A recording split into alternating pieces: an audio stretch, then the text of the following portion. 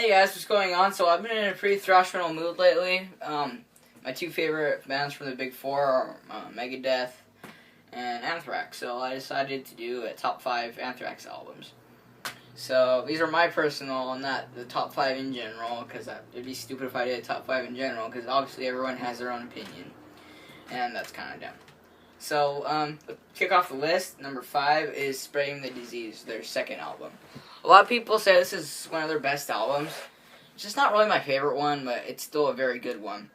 Like, I'll admit, this is a great album, but it doesn't appeal to me as much as their later work. But I still like it a lot. Like, Madhouse is one of my favorite songs to play on the guitar. AIR is also a really good thrashy song, and so is Gung Ho. I really like the riff to that song. It's really heavy. And the rest of the album is good. It does sound really dated. Like, it obviously came out in, like, what year did this come out anyways? I think it was, like, oh, yeah, 85. Okay, I was going to say 84, but yeah, I guess it's 85 then.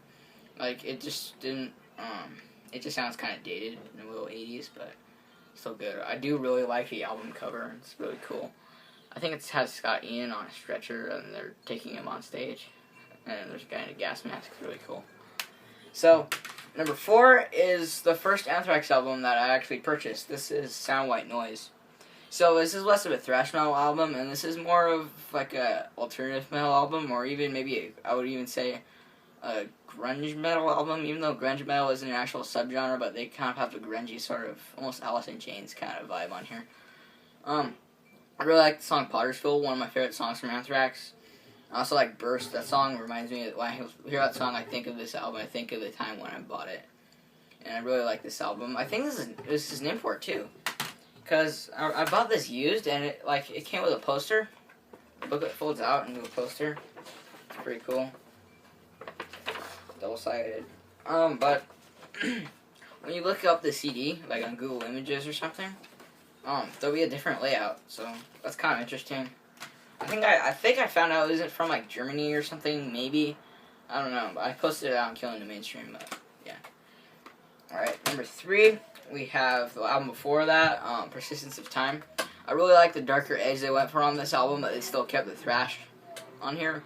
Like, the lyrics are really angry and almost and very personal at times, too. And there's some really good moments on this album. Like, at the beginning of Time, you hear like a clock ticking, and then it just gets faster and faster as it progresses, and it's really cool. There's another thing that's kind of neat on here is, on the song Intro to Reality, which is the intro to Belly of the Beast, which is another good song, they quote the episode from the Twilight Zone. I think it's called Death's Head Revisited. And they say, here's the apology for all the monsters of our times. I think it was that. I don't know. If I got it wrong, whatever. But I remember when I was in the 8th grade, we actually studied that episode of the Twilight Zone in class, and I remember hearing that quote in there, and I didn't know it was from the Twilight Zone at the time, and I was just like, oh, it's Anthrax! And we were watching it in class, and everyone looks at me weird, and they're like, what's Anthrax? And I'm just like, never mind, it's a band. And they're like, oh. So, yeah, that was an awkward moment, but yeah, just a good memory I have of this album. I like this album a lot, too. I like the angrier vibe that they went for on here, and I think Scott Ian, going through a divorce during the making of this album. I think that's why it has an angrier, darker edge to it, but yeah, it's a good album. Number 2 is what a lot of people consider to be Anthrax's best album. It's Among the Living. So, Among the Living is a really, perfect album. Every single song on here is really good. Like, the title track is really good. It's also a fun song to play on guitar. Like I said, with Madhouse on Spreading the Disease. Caught in the Mosh is a classic. I'm the Law, really good riffs in it. Indians is actually the song that got me into Anthrax. Yeah. Oh, Nice Fucking Life, that's another good one. Lyrics are quite interesting, and this is actually used. It's a pretty old pressing of it. It's probably not first pressing. I think it might be, I don't know, but I got this used, but yeah, album artwork is starting neat. It's a little boring, but it's cool. Like, it's nothing too extreme or anything. But I mean, Anthrax are like the lightest of probably any thrash metal band, because they're not gonna put like something gory on their album, because they don't sing about anything gory or anything like that. But they do. Their lyrics are either about like nerdy stuff like Stephen King novels, or like comic books, or like politics or war, or, that kind of, or you know, look like Metallica type stuff. Alright, so number 1 will surprise a lot of you. Number 1 is State of Euphoria. So this is my favorite album because, not only because it was the first album I got from Anthrax that has, what's his face, Joey Belladonna on it. Sorry, I forgot his name. It's such a good album, and I really enjoy it. Like, this album gets a lot of backlash it doesn't deserve. It's very underrated, and in my opinion, it's one of their best albums that they've recorded.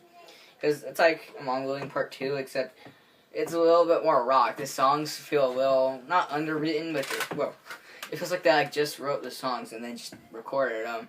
And they actually really did, because I read Scott Ian's autobiography, and he said that the songs were kind of half-baked on this album. But I really like that, though. That's what makes the songs on this album feel more authentic, I guess, and less over-polished. I really like the riffs on here, too. Like, the riff to Be All End All is cool. Out of Sight, Out of Mind is also a really good one. Make Me Laugh is a really good thrashy song. And, yeah. So, the album artwork is also a little neat, too. It has Joey Belladonna and, like, a bunch of swirls. And there's also a really cool thing on the back of the booklet. It has some Mad-inspired artwork. I think it was done by the same guy who does artwork for Mad Magazine. Or did artwork for it, but, yeah. And there's some really painfully 80s-looking pictures of the band here. They almost look like a glam band, but they're not a glam band at all. But, yeah, see, they're all wearing, like, shorts and they have big hair. It's kind of funny to look at. A lot of people say this is a goofier album, but it really isn't, in my opinion. It's, like, the lyrics are mostly, like, I think Be All End All is, like, a social statement or something. So is Out of Sight, Out of Mind. Make Me Laugh is like, a political song. I think it's about religion. Yeah, I don't know why people say this is a goofier album. It just has a goofier art design, I guess. And it's called State of Euphoria, and they were in a happy mood when they made this album, but it doesn't sound upbeat. It sounds like Among the Living Part 2. It's just less polished and raw. And that's why I like it, and I really like the songs on here. And this is an incredibly underrated album. Alright, so I hope you enjoyed my list and my video. So don't forget to like, comment, subscribe, and I'll see you guys next time. Bye.